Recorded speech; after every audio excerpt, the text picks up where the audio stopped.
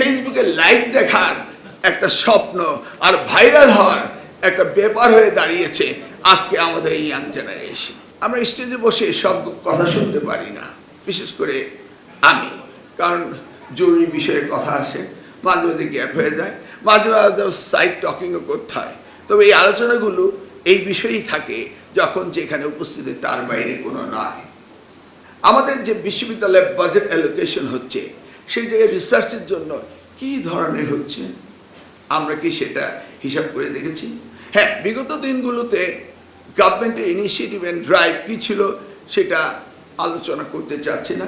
তবে আমাদের প্রধানমন্ত্রী জনাব তারেক রহমান তিনি অ্যানাউন্স করেছেন যে জিডিপির 5% শিক্ষা খাতে বাজেট উন্নীত করার তিনি তার নির্বাচনী এজেন্ডায় বলেছেন এবং সেই ব্যাপারে কাজ করার কথাও আমাদের নির্দেশ দিয়েছেন। কিন্তু আমরা কি 5% প্রথমবারই দিতে পারবো? সেই ধরনের প্রজেকশন করা, সেই ধরনের প্রজেক্ট করা আমরা কি রেডি ছিলাম না আছি? তবু আমি চাইব, যেটা আমি ভিসির সাথে কথা, চেয়ারম্যান সাহেবের সাথে কথা বললাম, যে আমি চাই যে এবারে আমরা কিছুটা এগিয়ে যাই এবং সেটা আমাদের করতে হবে।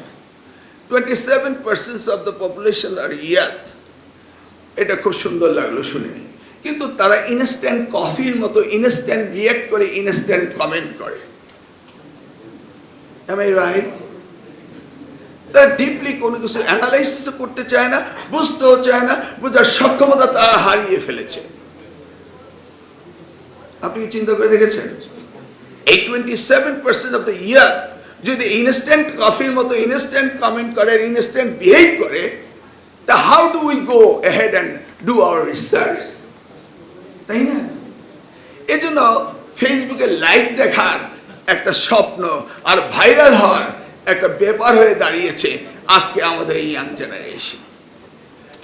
এমনকি তারা ইউনিফর্ম পরেও তাদের শিক্ষক বা তাদের মন্ত্রীদের বিরুদ্ধে যে কোনো ধরনের বাজে উক্তি করতে তারা দেরি করে না।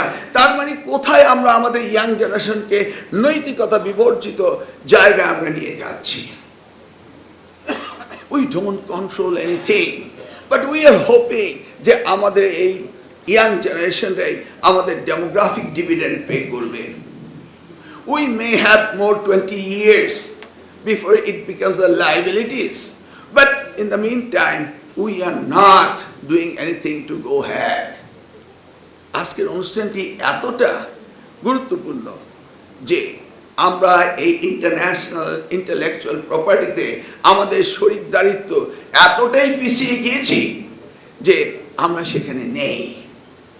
আমরা ব্রেইন ড্রেনের কথা বলছি, আমরা দেখছি আমাদের ইন্টেলেকচুয়াল প্রপার্টি অন্য দেশে গিয়ে রেজিস্ট্রেশন ট্রেডমার্ক পাচ্ছে, কিন্তু আমরা আমাদের দেশে তা করতে পারছি না। It's a lake of the administration procedure, তাই নয় কি? এই জিনিসগুলিই তো আজকের প্রধানমন্ত্রী গুরুত্ব দিয়ে এটাকে অ্যাড্রেস করেছেন। আমি এই কথাগুলো আগে বলতাম, আমরা কিভাবে এই ইন্টেলেকচুয়াল প্রপার্টিগুলোকে রিভার্স করে আমাদের দেশে নিয়ে আসতে পারি। So it is a reverse brain ড্রেনের তো আমাদের প্রয়োজন রয়েছে। আমরা যে বাইরে পাঠিয়ে দিচ্ছি লেখাপড়া করতে, আমরা খুব সৌভাগ্যবান ছিলাম, এখনও খানিকটা আছি যে আপনারা অনেকেই ফেরত আসছেন, কিন্তু আমাদের কি সেই পরিসংখ্যান রয়েছে কী পরিমাণ আমাদের ইন্টেলেকচুয়াল প্রপার্টি ব্রেইন ড্রেন হয়ে যাচ্ছে? বিকজ আমাদের সরকার এবং আমাদের প্রচেষ্টার অভাব থাকার কারণে। How do we go ahead? খুব খুশি হয়েছি এবার মাননীয় প্রধানমন্ত্রী ইন্টেলেকচুয়াল প্রপার্টিতে যে ইনোভেশনের সাথে সাথে স্পোর্টসকেও তিনি একত্রিত করেছেন। Do we have that share, internationally market share, in proportion with our population? No, we don't have it. অতএব আমাদেরকে সেই উদ্যোগটা নিতে হবে, সেই দিকে এগিয়ে যেতে হবে, এটার কোনো বিকল্প হতে পারে না।